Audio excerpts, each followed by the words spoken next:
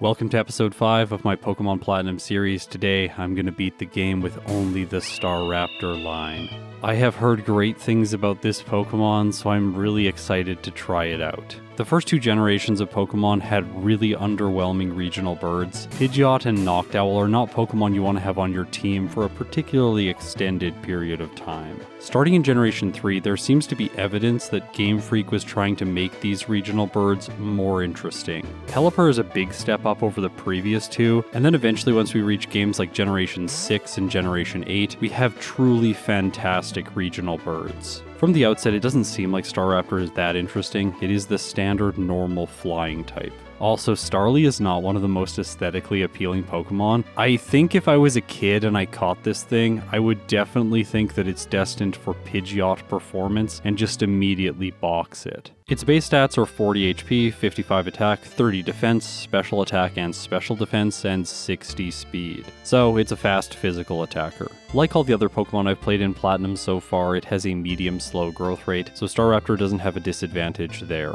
Starting as a Starly, I'm going to have access to Tackle, Growl, and Quick Attack from the outset, which is a good starting set because I have the same type attack bonus with Quick Attack. Before evolving at level 14, it's only going to learn 2 level up moves, which are Wing Attack and then Double Team. Of course, the second of these is banned during my challenges. If you don't know the rules, please check them out in the description. After completing the tour in Sandgem Town, I grab myself some Pokeballs and catch my first HM user, another Starly. While Fly did get a 20 base power increase starting in Generation 4, I don't want to be using this move just because of its lower accuracy. Plus, once it fully evolves, I think you'll realize that Staraptor has much better options. Before fighting the trainers on the next route, I teach my Starly Return. Right now it doesn't do more damage than Quick Attack, but I'll just keep it on my set until it's useful. I catch myself a Bidoof, and following that I knock out a wild Pokemon, leveling Starly up to 9, where it learns Wing Attack. This move is quite good starting in Generation 2. It has base 60 power and 35 PP, so with the same type attack bonus, its effective power is 90. At the current time, it is definitely my go-to move. In the Jubilife Trainer School, I do the 2 optional battles, and then I head north of the city to continue fighting trainers. I'm doing this extra training to prepare for the rival who I have to face next.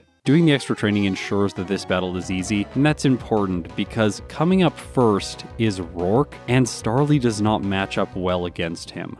On Route 203, I fight most of the trainers, getting to level 14 and evolving my Starly into a Staravia. With this evolution, its base stats increase, its HP by 15 points, attack, defense, and speed by 20 points, and its special attack and special defense by 10 points. The evolution comes with a slight downside. It will learn Endeavor 1 level higher and Whirlwind 2 levels higher. That being said, I have already resigned myself to the fact that I'm going to be training for a long time to beat Rourke. An interesting parallel between Generation 1, 3, and 4 is that the first gym leader is always a rock-type specialist. It makes sense why Game Freak wanted to pair the fire type with the fighting type to give that starter a chance against the first gym leader, and it also makes sense why flying type Pokemon generally learn the move Double Team early on. It seems what Game Freak is trying to do is teach the player that just using any move like Tackle won't work. You have to use the right moves against rock-type Pokemon. And if you can't attack for a lot of damage, then you need to set up with a move like Double Team or use a move like Endeavor to deal massive damage. And yeah, I should probably talk about this move because it is new in Generation 4. It sets the target's HP equal to the user's, so an example of that is if my Staravia has 1 HP, then I can use Endeavor to set the opponent's HP to 1, and then I could use Quick Attack to knock it out on the next turn. I saw a fun Wolfie VGC short explaining this strategy where he was using a Rattata with Endeavor and the Focus Sash to knock out a level 100 Mewtwo. These kind of things are just awesome. That said, against Rourke, I'm not going to need Quick Attack because I'm already going to be faster than his Rock-type Pokemon. Yesterday with Luxio, I was able to beat Rourke in just under 24 minutes, so I'm hoping for a similar result today with Staravia. That said, I don't have nearly as many advantages. Luxio had access to Spark, which could do massive damage to the Cranidos, and Bite was useful for neutral damage against his other Pokemon. With the normal flying type, all of my moves are going to be resisted no matter what I do. The only way for me to deal massive damage is with Endeavor, but that means I have to take damage first. I'm going to be able to lower his attack with both Intimidate and Growl, which will slow the fight down. On Route 217, just north of Orbur City, there are Zubat, Machop, Geodude, Ponyta, and Kricketot. Most of these are fast to train against, but the Geodude slows things down because they always take 2 hits. As I do this training, you can see that Return's power is slowly growing, but still at level 19 it isn't as powerful as Wing Attack. Let's face the gym trainers and see how Staravia is doing against the rock types. The first trainer here has a level 11 Geodude, so it is lower than Roark's. Things are quite slow against it. Against the second trainer, I can test my damage ranges against Onix. In this case, I'm doing about a quarter, which is honestly not bad. Also, this Onix is lowering my damage using Harden, but Roark's doesn't have this move. After defeating this trainer, my Staravia is level 20, and I figured that maybe, just maybe, it would be able to defeat Roark.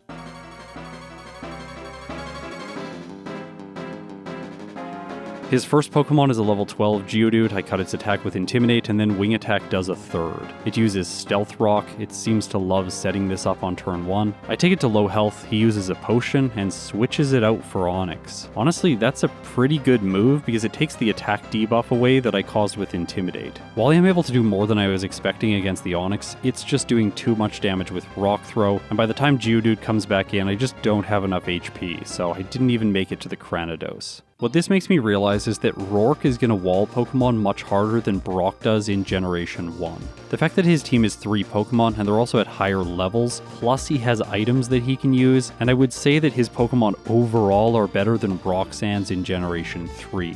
When I went into this series, I was expecting Pokemon Platinum to be very challenging, and in this case, Roark is definitely doing his part to make that a reality. While I continue my grinding, let's talk about Staravia's nickname. When I sit down to do research for my videos, I always check out the trivia section on Bulbapedia. I always love the small factoids that I find here. In the case of both Staravia and Staraptor, they were both named by Nob Ogasawara. Also, I hope I'm saying his name correctly. I have definitely got it wrong in the past. If you don't know who he is, he was the translator for the Pokemon games, and the last title he worked on was Pokemon Platinum. I've linked the Bulbapedia article for him in the description. Check it out, there's some fun trivia there. Training has really started to slow down now. Just before 34 minutes, I make it to level 23, and I have a chance to learn Whirlwind here. This move has been helpful against Rock-type specialists in the past, specifically in my Fire Red series, but I didn't want to learn it today just because I want my other 4 moves. So let's see if the higher level helps against Roark. Anticipating that the Geodude would go for Stealth Rock on turn 1, I use Growl to lower its attack. This way when it attacks, it does very little. My wing attacks are just barely not able to knock it out in 2 hits. That said, he uses a potion and then I get a crit, so I finish it anyways. Onix is next. I really wanted to mess this thing up by lowering its attack. I take it down to -3, and then it looks like wing attack is going to 4 hit. Unfortunately, it's doing just a little bit too much damage, so he uses a potion and gets 1 more hit in before I finish it off. Still, I have made it to the Cranidos. I decided to lower its attack once, which is probably a mistake. My defense is at -4 due to the Onix screeching. While I survive the Cranidos' hit and inflict massive damage with Endeavor, it attacks again, and Staravia goes down. In the next fight, I'm able to make it back to the Cranidos, but my defense is completely trashed, this time all the way at -6. As a result, it just one-hits me with Headbutt. I attempt one more time, but the result is unchanged. So it looks like I have to do more grinding, this time all the way up to level 25, and because of this, it looks unlikely that I'm going to get a Roark split under 45 minutes. Level 25 is very helpful for consistency because now I can 2-shot the Geodude, and as a result, it's not going to do anything because it sets up Stealth Rock. Against the Onix, after it uses Screech, I get lucky with a critical hit, knocking it out, so I make it to the Cranidos with full health and only -2 defense. Okay, come on, please let this be it. I start things off with 2 Growls, lowering its attack stat, and then when I attack with Return, it does so much damage. Alright, I definitely should have just been attacking from the start. So, in a time under 45 minutes, I am able to defeat Roark. Still, things are looking very bad for Staraptor at this point. When I have to overlevel in the early game, that does mean that the next few trainers are usually quite easy. Mars in the Valley Windworks is a good demonstration of this, and then I head north towards Eterna Forest. During the first battle here, I level up to 28, and this gives me the opportunity to learn Aerial Ace. It'll have the same effective power as a move like Wing Attack, but it will bypass accuracy checks. Also, Growl is basically useless, so why wouldn't I have 2 flying type attacks? At the end of the forest, I'm given the Soothe Bell, which increases the amount of friendship your Pokemon gains, and this will help to grow Return's power more quickly. Inside the Eterna City gym, I have no problems with the trainers today, which is really refreshing after yesterday's run. With that, I'm now ready to face the second gym leader, Gardenia.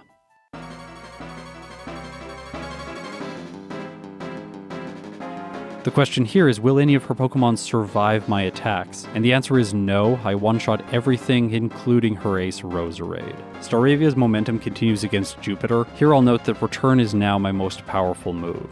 but it's not going to be useful against the next gym leader because she's a ghost type specialist. On my way to Hearthome City, I grabbed the rare candy and then an ether, and I noticed here that I was getting close to level 34, which is what I need to evolve into a Staraptor. So I spent some time training inside the Hearthome gym in order to evolve. Staraptor has a base stat total of 475, which is only 6 points higher than Pidgeot, but its stats are just distributed far better.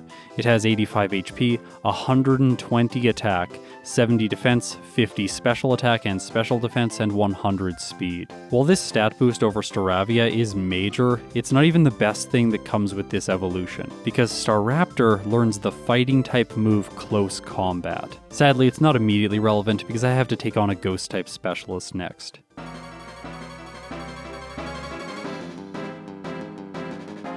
Ventina's lead is Duskull and Aerial Ace easily one-shots. She sends in her ace next, I go for Aerial Ace, it just barely survives, eats a Citrus Berry and does pathetic damage with Psybeam. Okay, this one is going to be a sweep.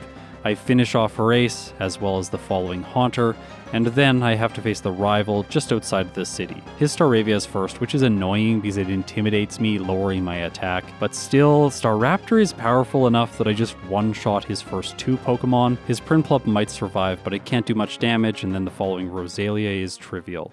Just like with Infernape, I think that Close Combat's downside isn't really that damaging for Staraptor as a Pokemon. That's because you don't want to be taking hits with this bird anyways. In Solaceon Town, I pick up a PP up because this will be useful for Close Combat. North of the city, I grab the hidden rare candy, and then I backtrack just slightly because I almost forgot to talk to this girl because she gives you the TM for Roost. This will be useful for later if I need recovery. On Route 215, I fight Black Belt Gregory to gain access to the Fist Plate. Boosting the damage of Close Combat by 20% is kind of absurd, and I can do it before the 4th gym leader. In Veilstone City, I grab the coin case and buy myself the Silk Scarf, also boosting the power of return by 20%. This means its current effective power is now 162. Yeah, Staraptor is starting to feel really broken. And even better for it, it has a type advantage against the next gym leader. Okay, this fight's really simple. Aerial Ace for the Meditite and the Machoke, and then Close Combat for the Lucario. Yeah, as expected, Staraptor wins. South of Veilstone City on this little beach, I'm always going to be fighting this tuber. She is so annoying. You have to backtrack through this route so many times. Fighting her now is definitely the time-conscious approach. The rival in Pastoria City is next, and this fight is almost identical to the previous one. The only Pokemon that survives return is Prinplup. But the next gym leader has caused problems when I least expect them. Plus his ace Floatzel does know Ice Fang. Let's see how Staraptor can do against Crasher Wake.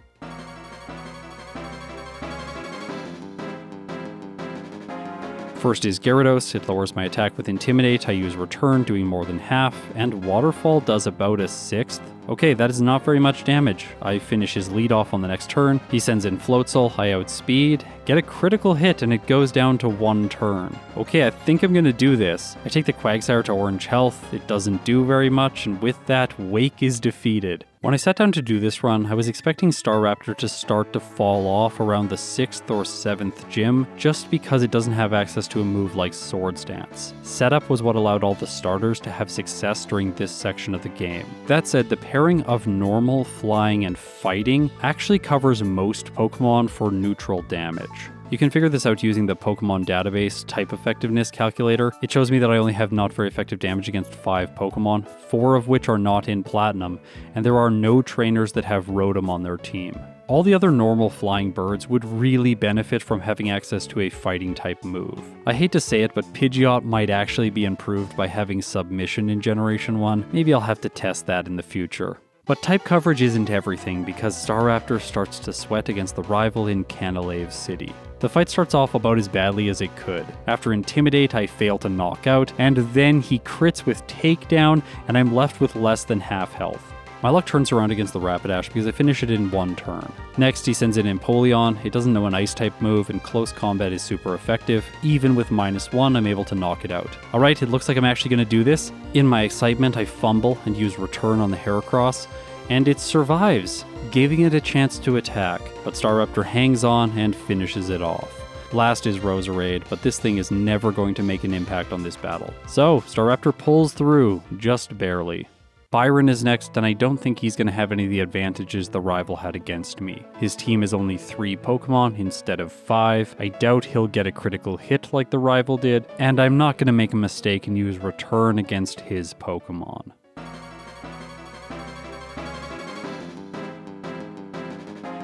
First is Magneton. While it does have a type advantage over Staraptor, Close Combat is able to one-hit. Next he sends in Bastiodon. While it does have a rock type move, Close Combat is doing 4 times damage for an effective power of 576. Obviously, this is a one-hit. Last is Steelix. Of all his Pokemon, this one is the most likely to survive, but Staraptor crits and the Steel type specialist is defeated. Staraptor has super effective damage against both of the ace Pokemon on the commander's teams, so I sweep them easily and then head north towards Snow Point City. I just want to say here that I love this gym's puzzle. If you know how to solve it, it's fairly quick and painless. You also don't have to fight any of the trainers in the gym. Ignore the fact that I accidentally ran into one today. The reason I love this puzzle so much is because it takes a little while to figure out. I really wish modern Pokemon games still had this sort of problem solving in them. There just hasn't been something like this in a very long time. Okay, now that I've taken care of it, we're going into another gym battle, this time against Candace.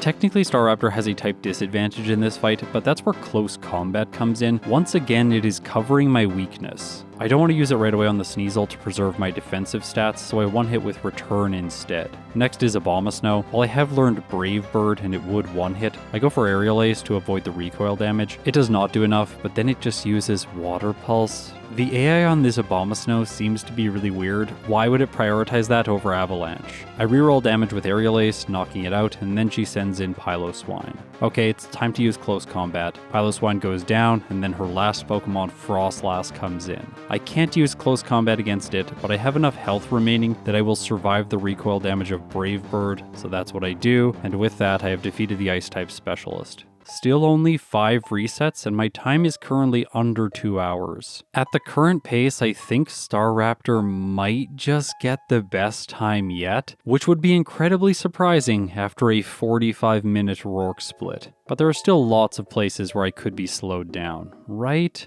I've got a tricky battle against Cyrus, Bertha has rock-type Pokemon, I don't have anything that's great against Lucian's Bronzong, and of course Cynthia is supposed to be one of the most challenging champions. That said, I have yet to lose to her in this series, so maybe Staraptor will keep the streak going. At the end of the Veilstone Team Galactic building, I have to face Cyrus, but this is not the challenging fight. And with that, I backtrack to the cave under Cycling Road to pick up 1 rare candy. At the summit of Mount Coronet, I have to face Commander Mars and Jupiter in a double battle. This one is mandatory and Barry is my ally. In this case, because I'm holding the fist plate, once I get poisoned, Staraptor doesn't have a way to heal, and it ends up going down, getting its 6th reset. Because the next section of the game has the potential to be slightly problematic with Cyrus and Volkner coming up, let's use rare candies now. I have a total of 15, but I'll only use 13 to take Staraptor up from level 57 to 70. Now that I'm very overleveled, the double battle isn't a problem. I head into the Distortion World and face Cyrus. Access to close combat is fantastic for this fight. I didn't want to lower my defense right away, so I use Return to knock the Houndoom out, but then I use close combat to ensure that I one-hit the Weavile. Gyarados is next, and it survives Staraptor's Brave Bird with a Sliver, giving it a chance to use Ice Fang. It does decent damage. I figured I should use Return now so I don't hit myself for recoil. The Gyarados obviously survives, and I managed to take it out on the next turn.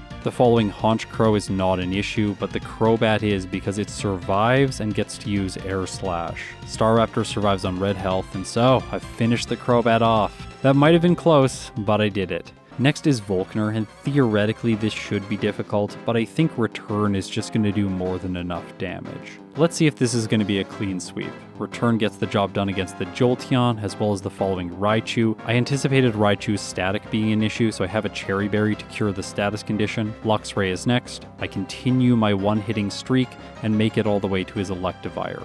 But as we reviewed yesterday, his final Pokemon is less bulky, so I have the damage I need to complete my sweep. Before the league, there is one more item that I want to pick up. Right outside of Victory Road, south of the waterfall, and by the left-hand Pokeball statue, I can find the Sky Plate, which improves the power of flying-type moves by 20%. I'm going to use it for the battle against Barry before the League. His lead is Staraptor, and despite Intimidate, I'm still able to one-shot. I don't forget Aerial Ace on the Heracross, and I continue my spree, knocking the Rapidash out with a single hit. Against the Empoleon for super effective damage, I am going to use Close Combat. After all, I'm going to continue using it against the following Snorlax, and that leaves only the Roserade, so Staraptor has made it to the Elite Four.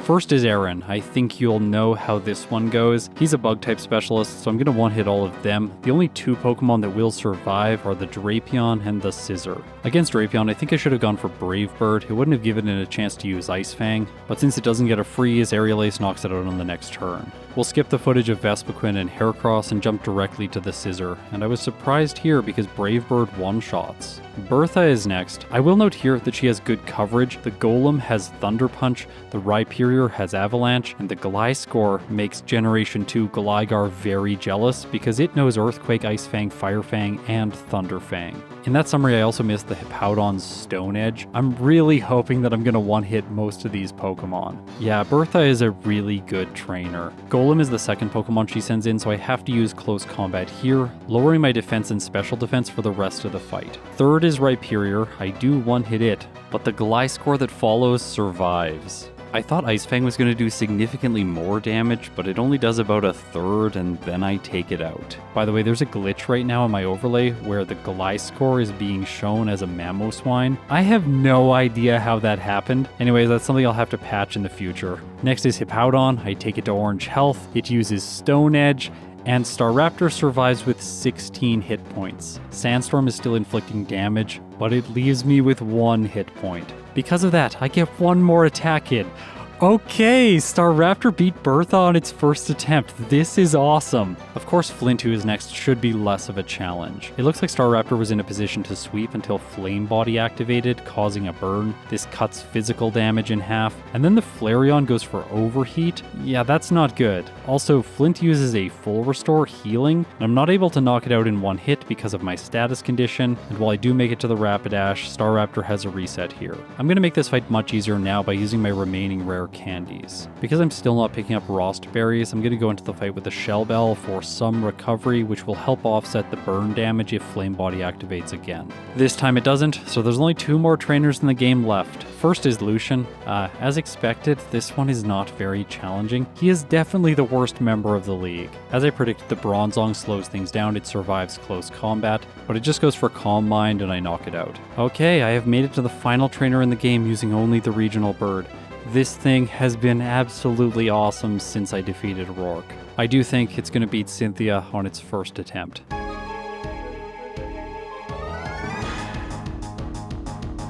She leads with Spiritomb. I can't set up against it today, so I just have to go for the attack and knock it out over 2 turns. I sustain about a quarter in damage, and then she sends in Togekiss. At this point, I think it's relevant for me to read a piece of feedback that I got from Benjamin Kett on my Elemental Punch Showdown video. He said, "If there's one piece of feedback I would give, I think you should reevaluate your opinion on Double Edge. Your HP is a resource, you shouldn't be scared to spend it on doing more damage, especially if by doing so, it means you take overall less damage." He is obviously correct. I do need to reevaluate my opinion on these moves, and I've been trying to do that behind the scenes over the last few months. And in this case, if I had just gone for Brave Bird right away, I would have been both faster and likely had more health once the Togekiss went down. Cynthia's next Pokemon is Lucario. I go for Close Combat and 1 hit. By the way, Extreme Speed is not showing up correctly in its move pool, likely due to the space in the move's name. Milotic is next, and Return is able to 1 hit, and then she sends in her ace, Garchomp. For this one, I am not scared of Brave Bird. I want maximum damage, but unfortunately her ace hangs on. I take a lot of recoil damage, 1/3 of the amount inflicted. I heal a little bit with the Shell Bell, and Garchomp goes for Dragon Rush. Staraptor hangs on red health and knocks her ace out. Once again, it seems like Roserade is always the last Pokemon in these battles, and yeah, Aerial Ace polishes it off.